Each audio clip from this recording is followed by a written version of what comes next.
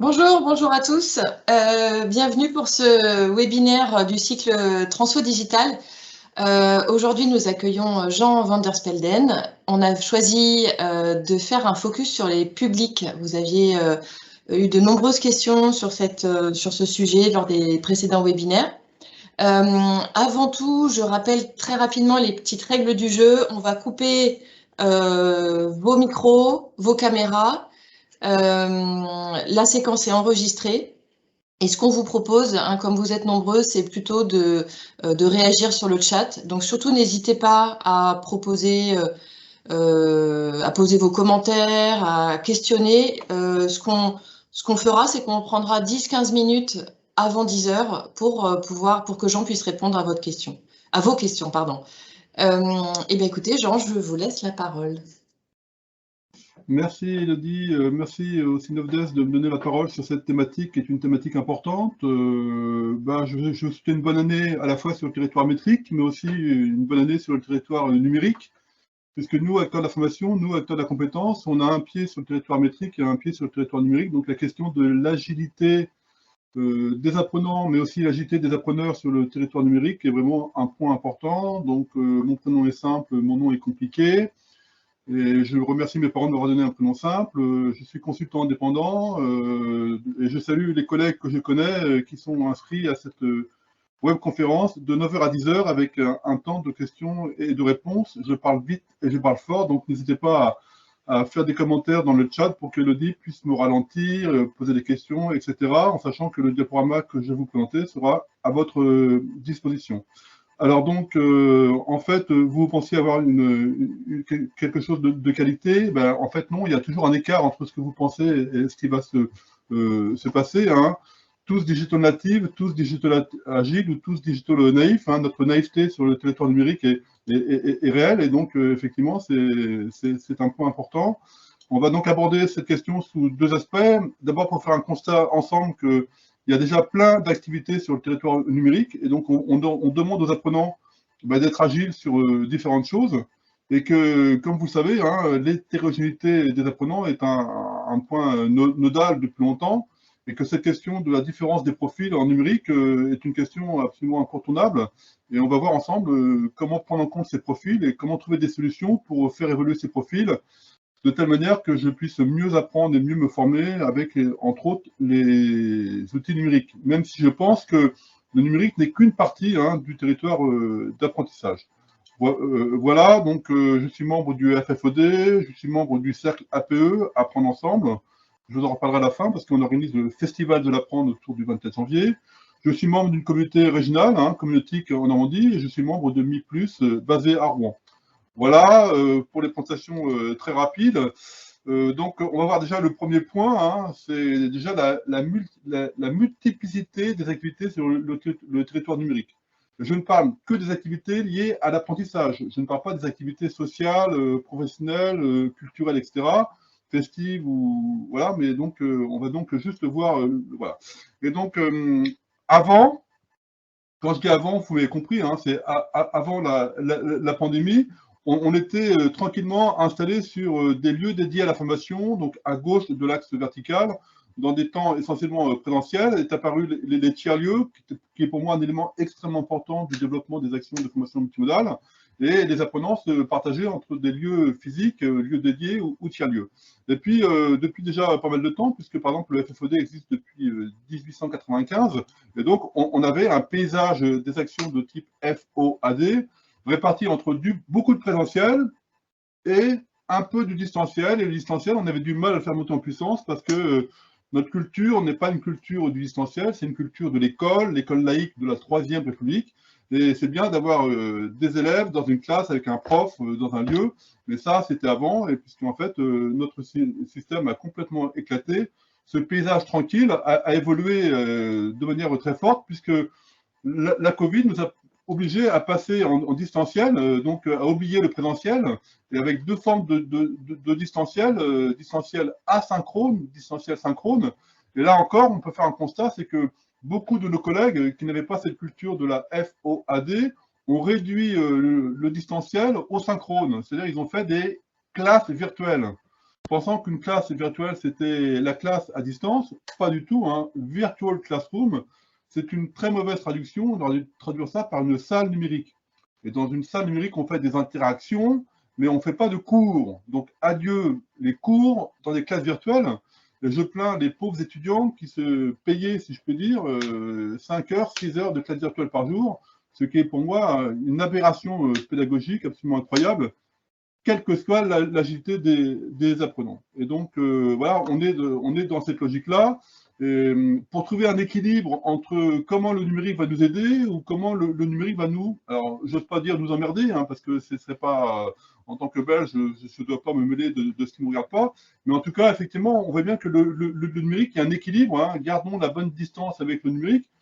La distance n'est pas que kilométrique, elle est aussi culturelle et surtout pour moi pédagogique.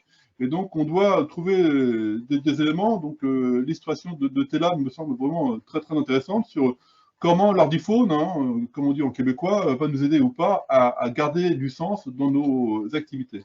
Et donc, du coup, je n'ai pas trop le temps de développer, ce n'est pas trop l'objet, mais voilà le paysage complet, voilà toutes les activités qui marie le territoire métrique et le territoire numérique, qui est pour moi la véritable innovation attendue dans notre champ d'activité, c'est de trouver les équilibres dans la multimodalité pour permettre à l'apprenant, rendre service à l'apprenant, et ne pas obliger l'apprenant à se déplacer sur le territoire métrique quand on peut faire des activités à distance, et comment le numérique peut être aussi utilisé en présentiel, de manière individuelle ou collective, de manière synchrone ou asynchrone, ce qui nous ouvre plein de modalités différentes, à condition que l'apprenant soit suffisamment agile avec le numérique pour rentrer dans cette dynamique. Donc voilà cette multiplicité, je n'ai pas le temps de le détailler, mais des collègues vous enverront ce diaporama, donc vous pourrez lire hein, les barcamps, les export-camps, les espaces de coworking, les APP, les MOOC, les SPOC, les COC, enfin bref, moi-même, j'ai appris un tas de choses, mais cette diversité, c'est notre chance, nous, en tant que pédagogues, de proposer des actions diversifiées qui donnent du sens à des parcours. Donc, adieu le cours, bonjour les parcours, ça renvoie à la nouvelle définition de l'action de formation. Voilà sur cette multiplicité. Elodie, est-ce qu'il y a déjà des questions, des remarques? Je vais continuer en français, je passe en Non, à ce stade, pas de questions, vous pouvez continuer. Très bien, parfait, merci. Alors donc, quand on parle du numérique, souvent on pense à l'objet. Et c'est vrai que l'objet est important, hein, c'est-à-dire maîtriser cet outil-là que moi j'appelle ordiphone, avec lequel, écoutez-moi bien, je peux aussi téléphoner, est un élément important et on réduit souvent le numérique à l'objet, que ce soit le smartphone, la tablette, l'ordinateur, mais ce n'est qu'un élément. Pour moi, le numérique dans notre champ d'activité, c'est 3 autres pistes complémentaires qui vont nous permettre de voir un petit peu comment les choses se passent. Le numérique, c'est aussi un support et d'information et un support de formation. Pour moi, le support d'information royal qui montre un petit peu la force du numérique dans notre champ d'activité, c'est le tuto. Est-ce que nos apprenants sont capables de profiter des tutos qu'on leur prescrit ou des tutos qui vont s'auto-prescrire? Cette capacité à trouver par nous-mêmes des tutos pour répondre à des questions qu'on ne se pose pas encore est fondamentale. Donc c'est bien une question d'agilité et c'est bien l'idée que l'apprenant doit se saisir de cette capacité à trouver des ressources questionnantes et des ressources formatives par lui-même sur le réseau, sur le territoire numérique. Troisième piste, hein, c'est que bien sûr, le numérique, c'est aussi un outil. Et là, on a pour nous, pédagogues, une chance incroyable, c'est un outil de partage, un outil de création. Et donc, le partage et la création va être pour nous un moteur extrêmement intéressant pour permettre à l'apprenant, mais aussi à nous, appreneurs, de produire des vidéos, de produire des diaporamas, de produire des fresques, de produire plein de choses, de la musique, des documents, et ça, une production et individuelle et collective. Donc, c'est l'outil de création introduit la notion de collaboration. Et ça, c'est fondamental. Ça introduit la notion d'intelligence collective. Et il y a des apprenants qui sont parfaitement agiles sur cette possibilité, avec le numérique, de créer des éléments. Et puis, dernier point, hein, c'est le numérique, c'est aussi un espace. Et c'est un espace qui va créer de l'interaction. Mieux je me questionne, plus j'apprends, plus j'interagis, mieux je me forme. C'est le slogan que j'ai mis sur mon site iapprendre.fr. Et donc, c'est dans la qualité et la diversité des interactions dans un espace que je vais pouvoir donner la possibilité à l'apprenant de mieux se former et de mieux apprendre. Donc, voilà ce que je voulais dire sur cette multiplicité du numérique. Le numérique ne se réduit pas à un objet et à une technologie, c'est à la fois un support, un outil et un espace. Mais vous n'avez pas attendu que M. van der Spelden vienne de sa Belgique pour mettre en œuvre. Mais en tout cas, dans nos projets pédagogiques, cette diversité est vraiment importante. Voilà un petit peu ce que je voulais dire en termes d'introduction. Donc ici à New York, il est 1h15 du matin. Alors je ne sais pas à quelle heure il est en France. Mais donc je passe donc à la deuxième partie. La deuxième partie, c'est le profil des apprenants. Et là, c'est du vécu, hein, puisque la pandémie existe depuis déjà 2 ans. Donc, on a bien vu dans cette réactivité, dans cette action brutale, bancale, mondiale et digitale, qu'il a fallu s'adapter aux apprenants. Et nous sommes souvent très surpris par les apprenants. Michel Serres a été le premier à repérer que dans cette montée en puissance du territoire numérique, pour la première fois dans l'histoire de la civilisation, les jeunes allaient pouvoir nous apprendre des choses. Et moi, quand je mets en place des actions de formation multimodale, en partie à distance ou totalement à distance, à chaque fois, j'apprends des collègues. Donc, apprendre ensemble, apprendre tout au long de sa vie et apprendre entre les générations, c'est un élément important.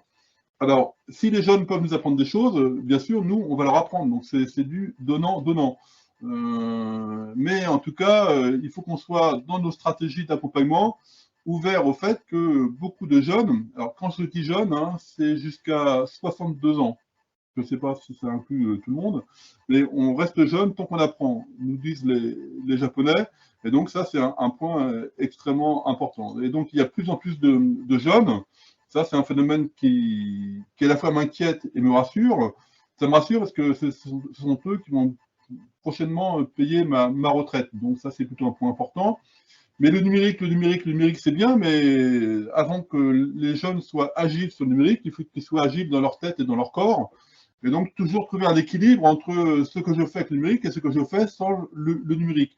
Donc aujourd'hui, je parle du numérique, mais c'est bien avec l'idée quand même qu'on a quand même quelques excès qui posent problème. Je ne parle même pas des excès des langages tenus par différentes personnes sur les réseaux sociaux numériques ou hors réseaux sociaux numériques, mais on est sans arrêt effectivement dans cette difficulté.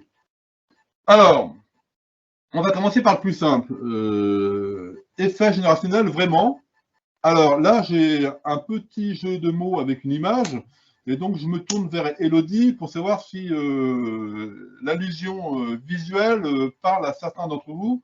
D'une part, entre les digital natives et digital immigrants de Mark Prensky, et d'autre part, alors Elodie, est-ce que quelqu'un va donner la réponse dans le chat? Là, pour l'instant, je ne sais pas. Je fais allusion Petite poussette, oui, dit Frédéric. Poussette. Voilà, donc vous mettrez 2 points de plus à la personne qui a dit petite poussette. Hein, Michel Serres.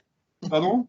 Michel Serres, dit-il. Voilà, Michel Serres. Ben, voilà, donc je fais référence à Michel Serres, qui est pour moi très très éclairant. Alors, il a écrit Petite poussette, hein, qui était un best-seller, qui a été très vite remis en cause, et on verra pourquoi, mais l'analyse de Michel Serres sur le plan culturel est fondamentale dans notre secteur d'activité. Donc, lire Petite poussette, bien sûr, mais surtout lire les autres livres de Michel Serres sur la réorganisation de notre société. Voilà. Et puis, à côté de Michel Serres, il y a Mark Prensky, hein, qui est un universitaire nord-américain francophone, et ça, c'est un point extrêmement important, et qui a proposé les digital natives et les digital migrants. Alors, très clairement, moi, je fais partie des digital migrants. Quand je suis né, écoutez-moi bien, l'électricité existait. Mais j'ai croisé mon premier ordinateur quand j'ai fait mon DEA de chimie organique à l'université de Rouen. Le professeur nous a rassemblés dans son bureau. Il y avait un carton ouvert sur son bureau. On était une vingtaine autour de lui. Il a demandé un volontaire pour ouvrir le carton et j'ai bêtement levé la main et j'ai ouvert le carton. C'était un Apple II. Donc moi, j'ai fini mes études universitaires en croisant un Apple II de manière ultime. Mais entre-temps, la micro-informatique, le numérique s'est développé comme jamais j'aurais imaginé. Donc je suis un digital migrant dans le sens où j'ai fait l'effort d'aller vers le numérique. Et peut-être qu'autour de la salle mise en place par le Sign of Death avec Teams, il y a d'autres digital migrants. Donc vous pouvez vous déclarer, oui, je me sens plutôt digital migrant dans le chat ou l'espace de clavardage, la conversation, je ne sais plus comment on dit dans Teams, parce que ça change à chaque fois, ou non, je me sens plutôt digital native, c'est-à-dire que quand je suis né, les TO7 et MO5 existaient déjà et j'ai utilisé l'ordinateur très tôt. Donc c'est une approche générationnelle qui est intéressante, mais qui n'est pas totalement satisfaisante. Hein. C'est ce qu'on va voir tout de suite. Alors je décale mes diapositives, voilà. Oui, il y a une majorité de digital immigrants hein, qui se déclarent dans le chat. D'accord. Alors moi je suis belge, donc je suis double migrant, hein, d'accord. Mais cette migration n'est pas forcément un inconvénient. On peut même voir que quelquefois c'est un avantage. Et donc les scénarios de l'apprenant digital migrant ne sont pas les mêmes que le scénario du digital native. Et déjà, Marc Sponsky a oublié une catégorie hyper importante, c'est ce que j'appelle les no digital. Les no digital sont des jeunes qui, pour des raisons diverses et variées, dont des raisons éthiques, hein, nos marques, nos logos, ne veulent pas se mettre sur le numérique. Mais c'est souvent pour des raisons économiques, des raisons sociales, des raisons de connexion. Il y a les no digital. Et ces trois profils n'ont pas du tout les mêmes activités sur Internet. C'est-à-dire que quand moi je suis sur Internet, c'est que j'en ai besoin. C'est pour m'informer, c'est pour rechercher, c'est pour me former. Et quand je n'ai pas besoin, je coupe la connexion Internet. Ce qui n'est pas le cas des digital natives, puisque les digital natives n'ont pas une vision utilitaire d'Internet, mais une vision existentialiste. C'est-à-dire que quand je suis connecté, j'existe. J'existe pour jouer, pour essayer, pour écrire, pour publier. Ah oui, on n'a jamais autant écrit et autant lu que depuis que Internet existe. Donc ça va à l'encontre hein, de toutes les réflexions. Les jeunes n'écrivent plus, les jeunes ne lisent plus. Pas du tout. Ils n'ont jamais autant lu, autant écrit, mais ils lisent différemment et ils écrivent différemment.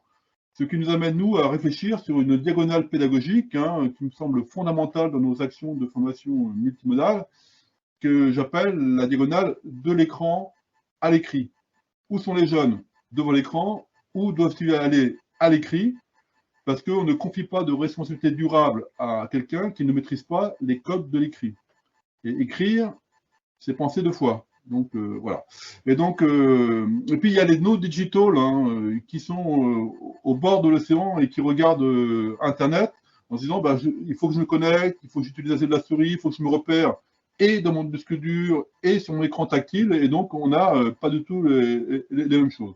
Donc, les digital migrants surfent sur Internet. Moi, je n'arrête pas de surfer sur Internet, mais que pour des raisons utilitaires. Alors que les digital natives sont dans Internet. C'est un espace immersif. La preuve, c'est que s'ils perdent leur ordiphone, comme on dit au québécois, ils sont totalement perdus. Perdus pour leur déplacement, pour leur consommation, pour leur musique, pour leur fête, et, écoutez-moi bien, pour apprendre. Et oui, parce que les digital natives apprennent aussi avec leur smartphone. Et puis les derniers, hein, ils découvrent pas l'océan, donc ils sont au bord et ils regardent la mer en disant est-ce que je vais ou pas aller dans le grand bain numérique. Donc ce sont des logiques totalement différentes. Pour les derniers, c'est bien une logique d'inclusion. Pour les deuxièmes, c'est une logique identitaire que je n'ai pas le temps de développer, mais la question de l'identité numérique est fondamentale. Elle est présente à deux niveaux. Je ne développe pas, mais voilà. Et puis l'autre, la logique utilitaire. Donc, quand j'accueille des apprenants, quand j'accompagne des apprenants, ça me paraît important de savoir si je vais plutôt les interpeller dans une logique d'inclusion, une logique identitaire ou une logique utilitaire, en sachant que l'idéal, bien sûr, vous m'avez compris, c'est que chaque apprenant ait ces trois logiques en tête et qu'il puisse passer de l'une à l'autre de manière relativement agile. Malheureusement, on peut faire le constat que quand les apprenants démarrent une action de formation, quand ils démarrent leur parcours, ils sont accrochés à une logique et pas à d'autres logiques. Mais du coup, cette logique-là, elle n'est pas totalement satisfaisante. Parce qu'on peut être digital migrant et être à l'aise avec le numérique. Votre serviteur pense plutôt être à l'aise, même si des fois il est piégé par des configurations de Teams qui ne marchent pas ou autres, enfin, ou des bugs qui apparaissent et il faut que je fasse appel à mes amis. Et moi, je suis dans des communautés, je suis dans 4 communautés professionnelles et quand j'ai des questions, eh ben, je fais appel à mes amis, je fais appel à mes communautés et tout de suite, j'ai des réponses. Et en échange de quoi, moi-même, quand je suis interpellé par les membres de mes communautés, j'essaie de leur trouver des solutions. Donc, on peut être digital migrant et être efficace sur Internet. Et puis, double peine, on peut être digital native et être complètement largué sur le numérique. Et ça, je pense que c'est du vécu. On peut être hautement diplômé et être nul en numérique. Et on peut être jeune, on peut avoir 24 ans et ne pas être capable de gérer un disque dur, ne pas être capable d'installer une application, ne pas être capable d'installer un antivirus, etc. Ne pas avoir de mail, etc. Donc, on a des profils très différents. Donc, moi, je propose une autre typologie qui vient, non pas remplacer, mais qui vient compléter, éclairer. Voilà. Cette typologie, elle est en 4 points. Les débutants, les suiveurs, les opérationnels et les pointus. Et donc, vous avez remarqué que les opérationnels, hein, la richesse colorimétrique de mon diaporama PowerPoint, parce que moi, j'aime beaucoup PowerPoint, hein, et quand je lis des articles sur le fait que PowerPoint rend les apprenants idiots, bah, les PowerPoint qui rendent les apprenants idiots, c'est avec des enseignants idiots. Voilà, parce que PowerPoint, si on connaît bien quelques règles fondamentales de visuel, de ne pas dire ce qui est écrit sur la diapositive, etc., c'est un outil très support, un support très intéressant, même s'il y a d'autres outils, hein, comme Geniali, qui sont aussi des outils remarquables. En tout cas, moi, dans mes classes virtuelles avec Classiovia, avec Zoom, avec Teams, j'utilise toujours des PowerPoint que je partage ensuite dans mes drives, éventuellement. Donc, tout ça pour dire quoi? Les débutants, les suiveurs et les personnels, on aimerait, écoutez-moi bien, on aimerait que tous nos apprenantes et que tous les apprenants soient tous des opérationnels. Mais on aimerait aussi que tous les appreneurs et toutes les appreneuses soient des opérationnels. Mais ce qui n'est pas le cas aujourd'hui, ni en France, ni en Belgique, mais ni en Bolivie, ni en Australie, ni en Californie. Donc ça, c'est quelque chose de fondamental. Hein. Donc, alors maintenant, on va essayer d'éclairer ces 4 profils en sachant que ce profil-là, je l'ai détaillé dans des articles qui ont été publiés sur le site de LearningSphere, sur le site du FFOD et sur le site d'Erasmus+. Voilà. Donc, les suiveurs. Pourquoi je commence par les suiveurs? Parce que les suiveurs, ce sont les plus nombreux. Alors, j'ai pas fait d'études statistiques, hein, donc mais en tout cas, moi, ce que j'observe dans les groupes d'apprenants dont j'ai la responsabilité, qui sont souvent des formatrices et souvent des formateurs, c'est que ils sont suiveurs. C'est-à-dire que ils font ce que les autres font.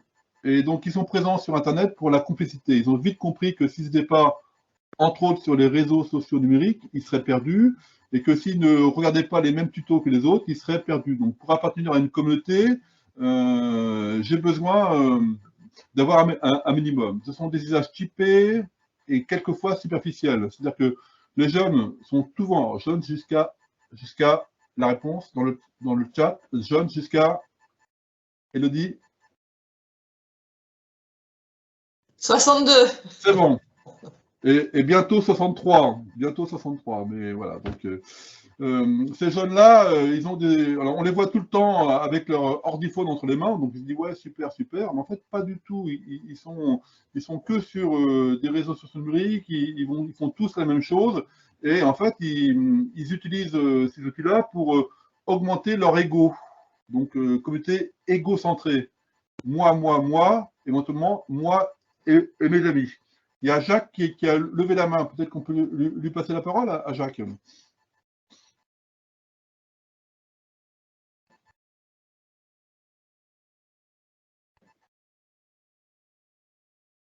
Jacques?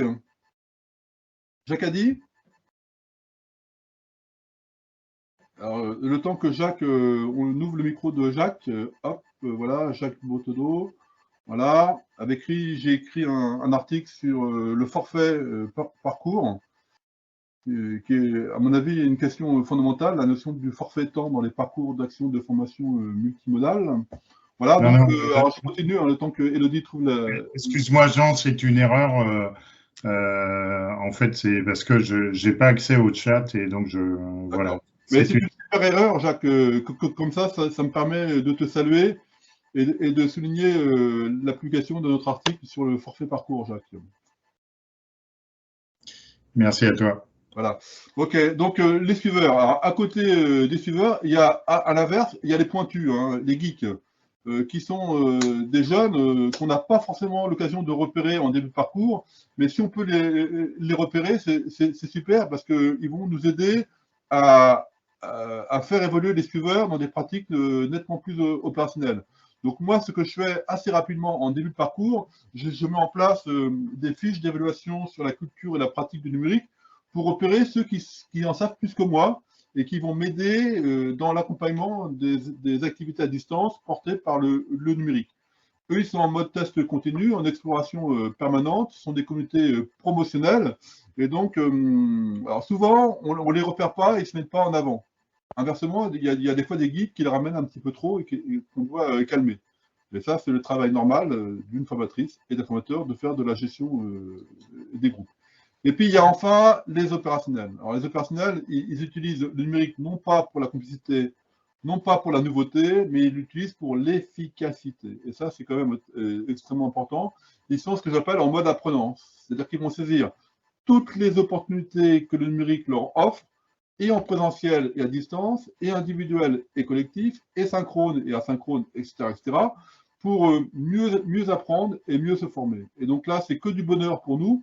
C'est tellement du bonheur que ces opérationnels vont très vite devenir non seulement autonomes dans leur apprentissage, mais qui vont apporter de l'innovation, de la créativité, et que notre parcours va s'enrichir du fait que ces apprenants opérationnels sont dans des logiques collaboratives. Ils vont participer à des échanges dans des communautés collaboratives qui peuvent exister sur Facebook. Là, moi, j'aime beaucoup les groupes Facebook. J'ai des communautés sur LinkedIn. J'ai des communautés autour de Twitter avec des hashtags. Ben là, à ces jeunes-là, c'est pas la peine de leur expliquer. Ils sont nettement plus opérationnels. Et sans nous le dire, ils vont organiser des communautés avec WhatsApp. Ils vont organiser des communautés avec d'autres outils que je connais même pas pour créer un sentiment d'appartenance, une efficacité entre eux.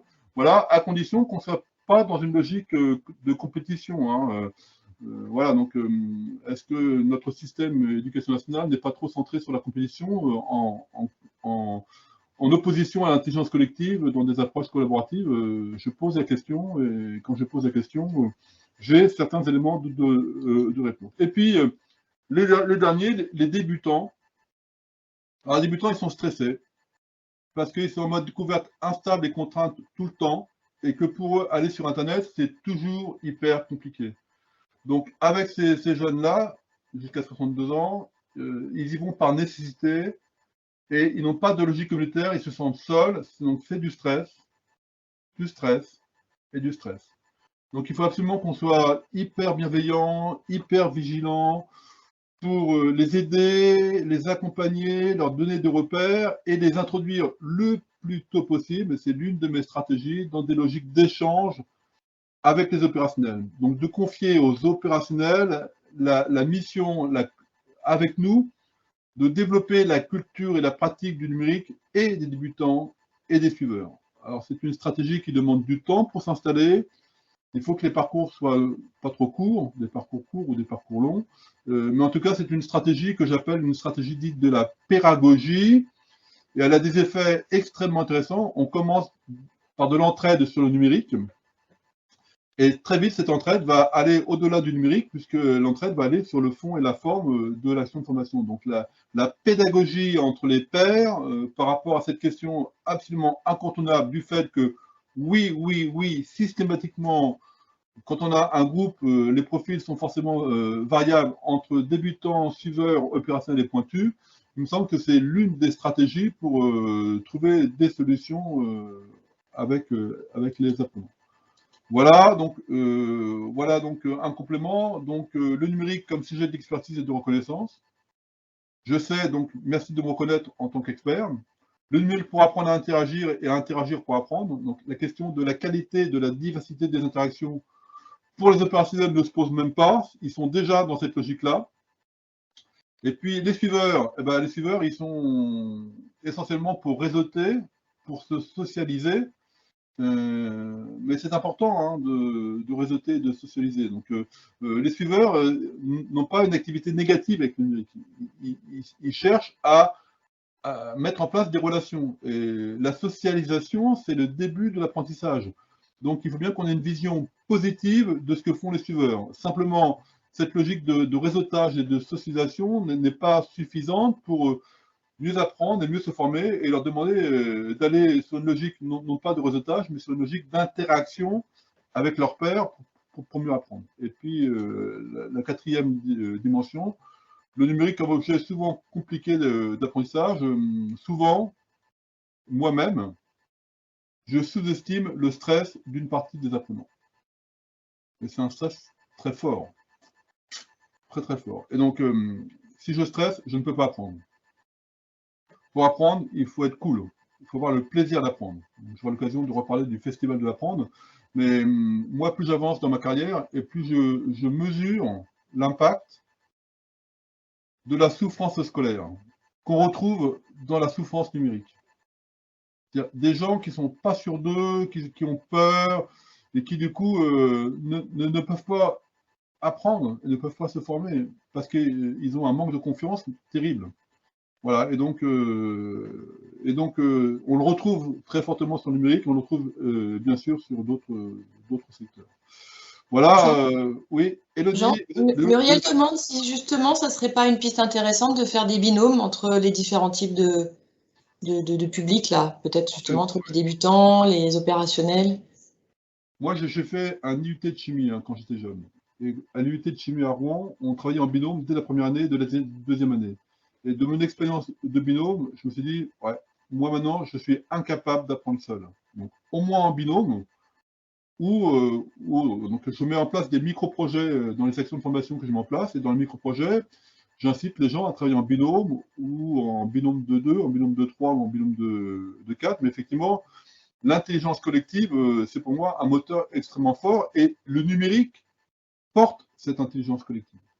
Parce que les outils collaboratifs de type Web 2.0, hein, les GAFAM et les non-GAFAM, moi je suis beaucoup les outils Framasoft, hein, j'utilise beaucoup Framapad, Framadat, Framaform, qui sont des outils collaboratifs fiables et stables, gratuits, dans lesquels l'intelligence collective ne demande qu'à se développer. Donc oui, le binôme, oui. Oui. Autre remarque, Élodie? Non, pas à ce stade.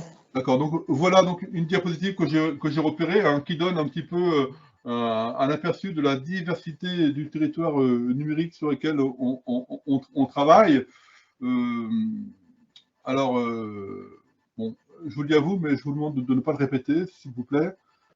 Je ne connais pas tous ces outils. C'est-à-dire qu'il faut qu'on accepte, nous, sur le territoire numérique, de ne pas connaître tous les outils. Je vais constituer mon environnement numérique personnel d'activité, mon EPA, comme disent nos amis anglo-saxons. Et mon EPA, mon environnement numérique personnel d'activité, c'est 4-5 outils que je vais utiliser quotidiennement, sur lesquels je suis à l'aise pour interagir avec mes collègues, avec mes clients et avec les apprenants.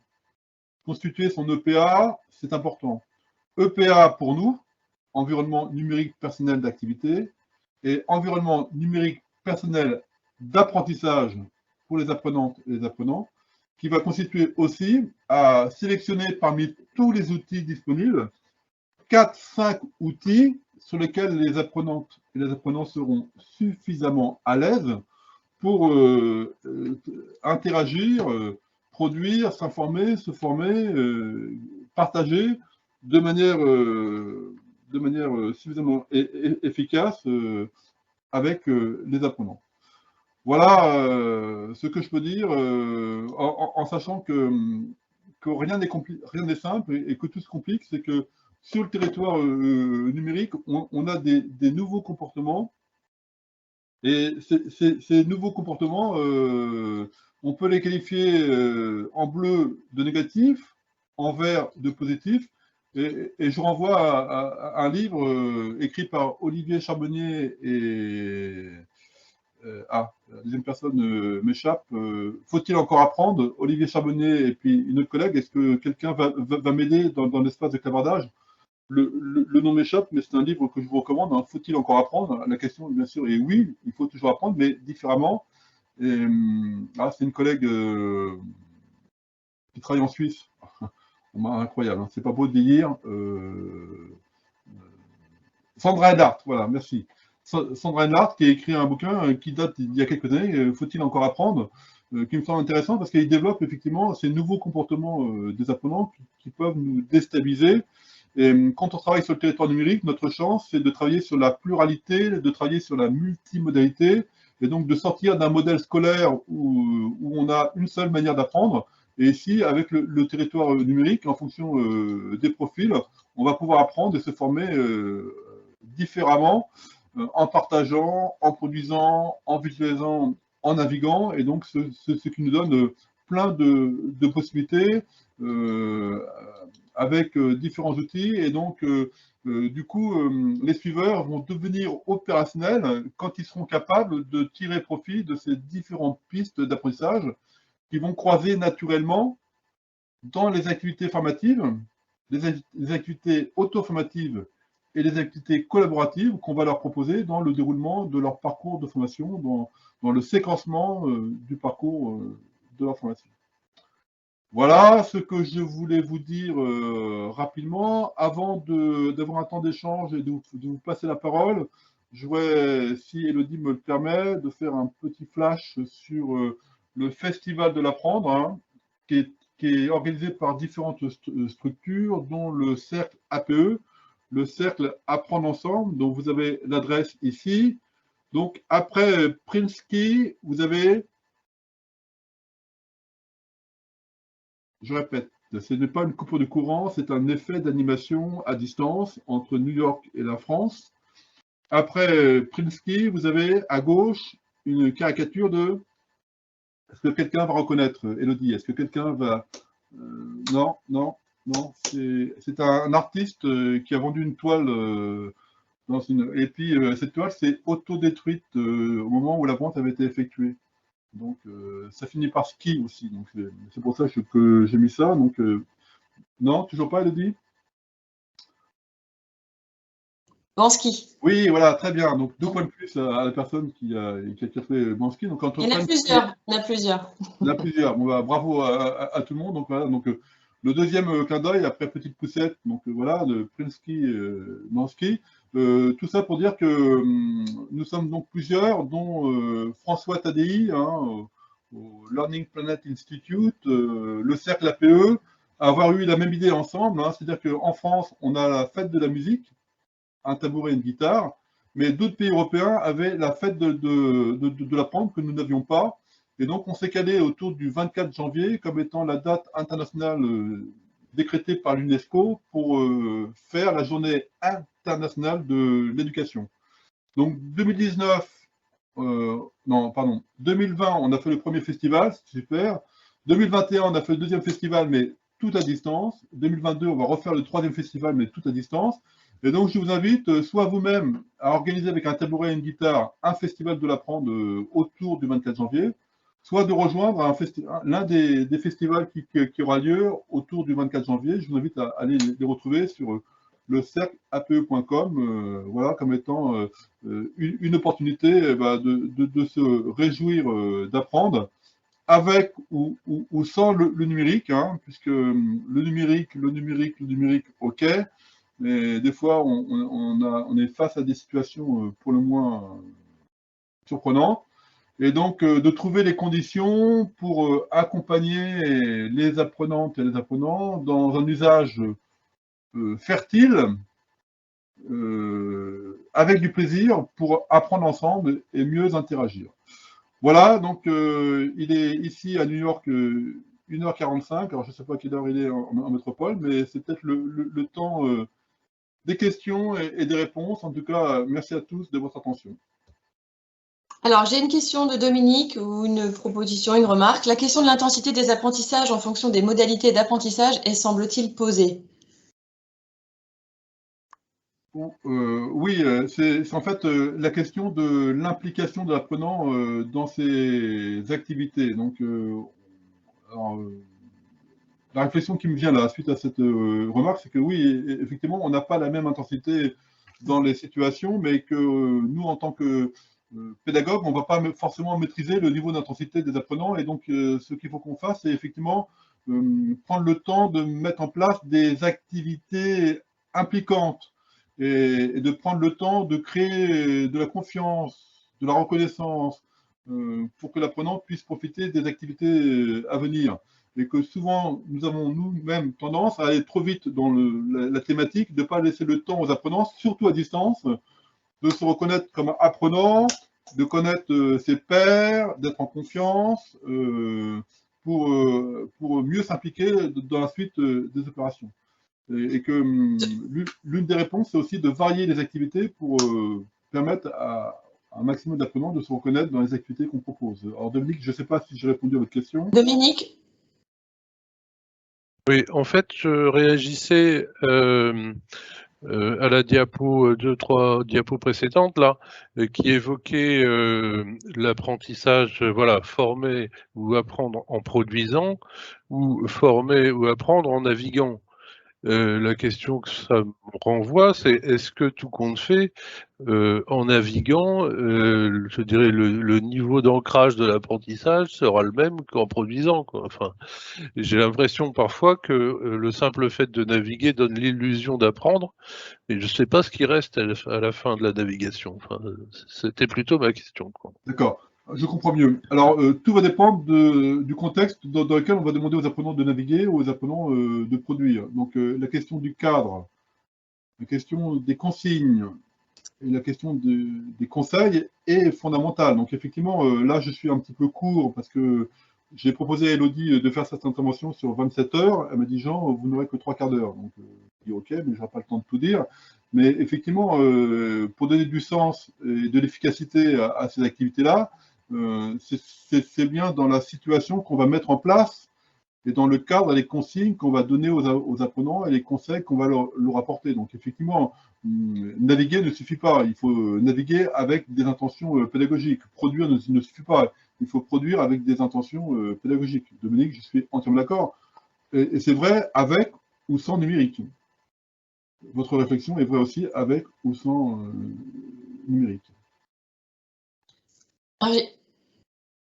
Dominique, ça va?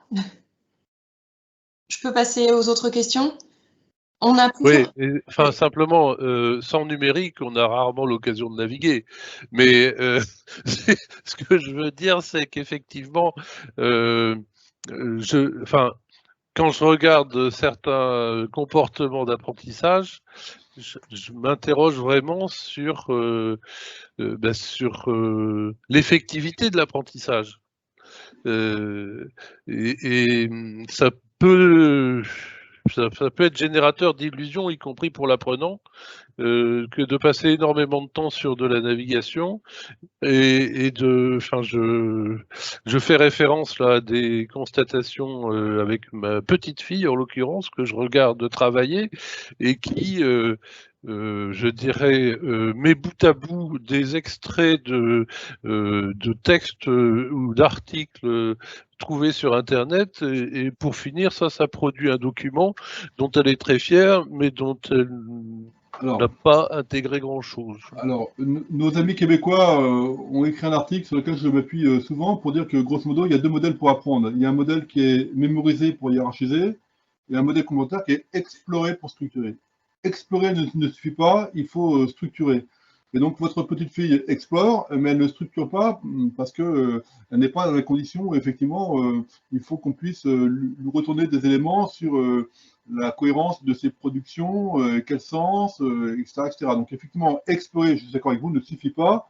Il faut explorer pour structurer. Et notre chance, c'est que c'est dans l'aide à la structuration que notre médiation va être fondamentale. Donc, plus le territoire numérique se développe, et plus le métier de formateur-formatrice va être important.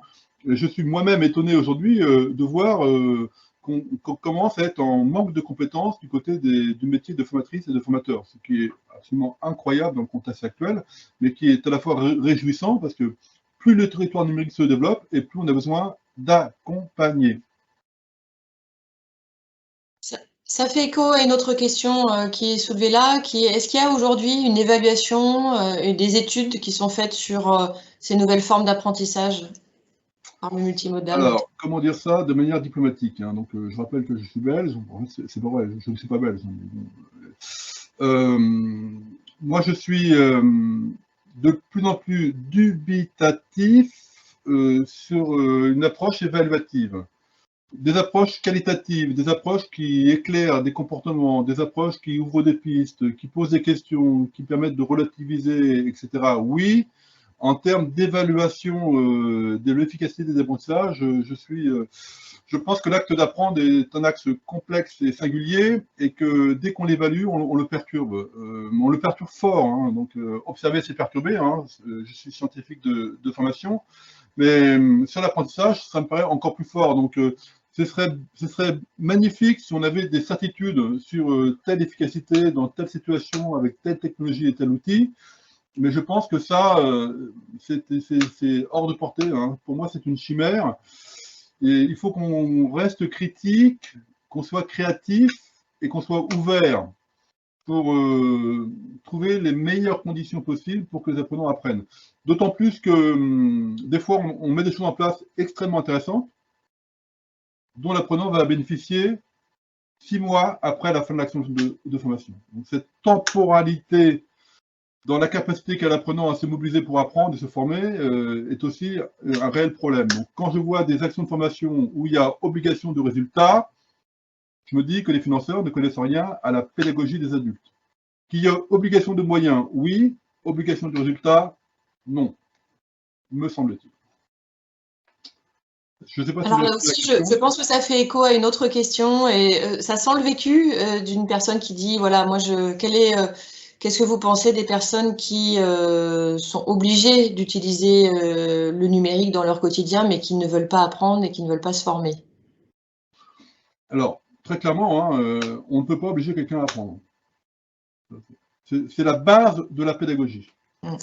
Par contre, on peut travailler sur des conditions qui vont lui permettre de se réinterroger sur est-ce qu'elle se reconnaît ou non apprenante. Et parmi ces stratégies-là, le numérique en fait partie. Mais quand je vois le programme là, formation obligatoire pour les 16-18, je me dis mais il faut bien comprendre que c'est une obligation du côté des institutions, pas au niveau de l'apprenant. On ne peut pas obliger un jeune 16-18 ans à apprendre. On ne peut que l'interpeller, l'accompagner, pour qu'il se pose lui-même les questions de ses capacités à apprendre ou pas. Et donc, il faut qu'on construise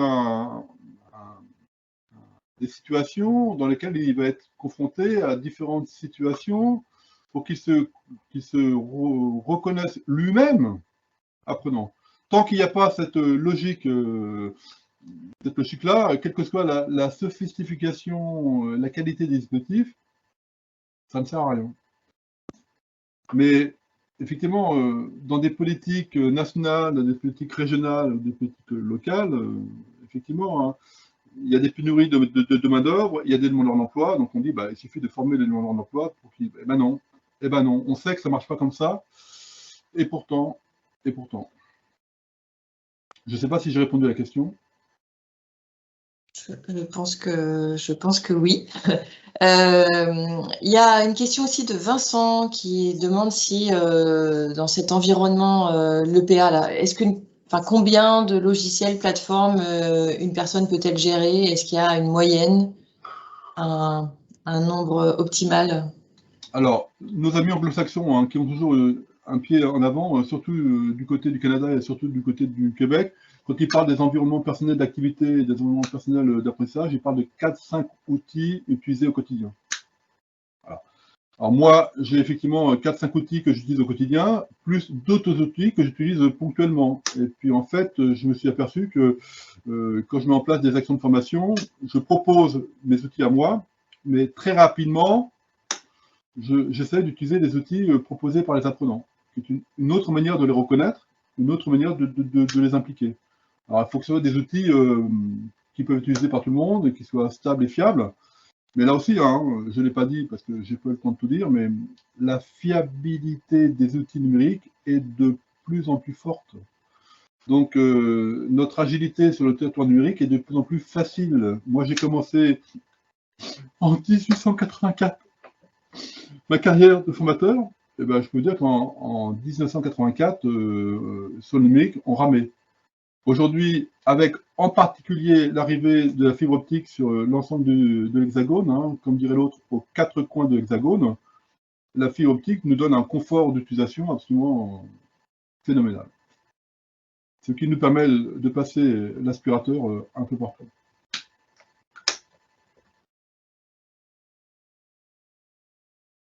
Je ne vois pas d'autres questions. Je pense avoir relayé toutes les questions du chat, hein, certaines se recoupaient. N'hésitez pas, hein, on a réouvert les micros, donc surtout n'hésitez pas à prendre la parole. Il nous reste 5 minutes. Ah, je vois Vincent, comment réduire la dispersion de certains apprenants? Alors, la question de la concentration est fondamentale, hein. La question de l'attention est fondamentale, hein. C'est-à-dire que quand j'anime des séances de classe virtuelle avec la Siovia, hein, qui est mon outil de référence, un outil québécois que j'aime beaucoup, je fais l'hypothèse que les apprenants m'écoutent et me regardent. Et je sais aussi que les apprenantes et les apprenants avec lesquels j'interagis ont entre leurs mains comme ils disent, leur smartphone. Alors moi, en tant que Belge, je ne dis pas smartphone, hein, je dis ordiphone. Et donc, il y a une compétition entre les écrans, donc une compétition d'attention, une compétition de concentration, qui est aujourd'hui un vrai problème. Mais, me semble-t-il, je n'ai pas d'autre choix en tant que formateur, en tant que formatrice, que de faire appel à l'intelligence des apprenants, et donc, a priori, à leur faire confiance. Je sais, c'est compliqué. Alors, en présentiel, on pense maîtriser. En distanciel, je n'ai pas d'autre choix que de faire confiance à l'apprenant. Mais la confiance n'exclut pas, entre guillemets, une forme de contrôle. Et cette confiance-là peut être traduite par de la production, par des réactions. Voilà, donc il faut que je puisse rythmer la compétition de l'attention et les différentes formes de concentration avec différents moyens. Donc, par exemple, je ne fais jamais de séance distancielle synchrone collective de plus d'1 heure. Donc, Élodie, il nous reste 4 minutes. Peut-être pour rebondir là-dessus, certains disent que les réalités immersives peuvent permettre justement de lever cette difficulté. Qu'est-ce que vous en dites? Alors, j'en dis à la fois du bien et du mal. Je suis membre de Communautique et à Caen, on a des ateliers de découverte des outils immersifs. Et un jour, j'étais à Caen avec mes collègues de Communautique et on m'a mis un casque sur la tête pour la formation pour monter des échafaudages en milieu industriel. Et j'étais donc dans un bureau, hein, dans une salle, etc. On m'a mis le casque et je suis monté un étage, 2 étages, 3 étages. Et arrivé au 3e étage, j'ai demandé à ce qu'on m'enlève le casque parce que j'avais le vertige. Sachant que j'étais moi-même, voilà, mais j'étais mal. Mon cerveau me disait, Jean, ça va pas. Donc l'immersion, oui, j'y crois. Parce que en termes d'émotion, franchement, c'était d'un réalisme absolument incroyable. Donc l'émotion et l'apprentissage, c'est vraiment fondamental. Donc oui, je crois qu'il y a certaines situations immersives qui peuvent être hautement impliquantes, etc. Une fois que j'ai dit ça, il faut que ces situations immersives soient utilisées à bon escient et à bonne dose. Voilà. Et des fois, je lis des articles. Moi, je suis un peu saturé des articles qui nous promettent l'intelligence artificielle, qui nous promettent l'immersion comme étant la solution. De toute façon, on est toujours excessif hein, dans nos articles, hein, y compris moi peut-être. On s'emballe toujours. Mais la pédagogie, c'est de la nuance, du dosage, de la diversité. L'immersion, oui, mais à juste dose. Merci Jean. Écoutez, les retours, les commentaires dans le chat sont très positifs. Hein, vous êtes vraiment... Je crois que ce chat a beaucoup plu, apporté beaucoup d'éléments, beaucoup de repères. Beaucoup d'entre vous demandent si, s'il y aura un replay du webinaire, la réponse est oui. S'il y aura communication du support, la réponse est oui. Et le prochain webinaire, le 3 février, sera consacré à un sujet totalement différent. Sera sur la question de l'apprentissage et ce sera un organisme de formation qui est passé CFA qui témoignera de son expérience pour partage. Voilà. Et bien, écoutez, on vous remercie. Un grand merci, Jean, et merci à tous. À très bientôt, j'espère. Au revoir. Au revoir.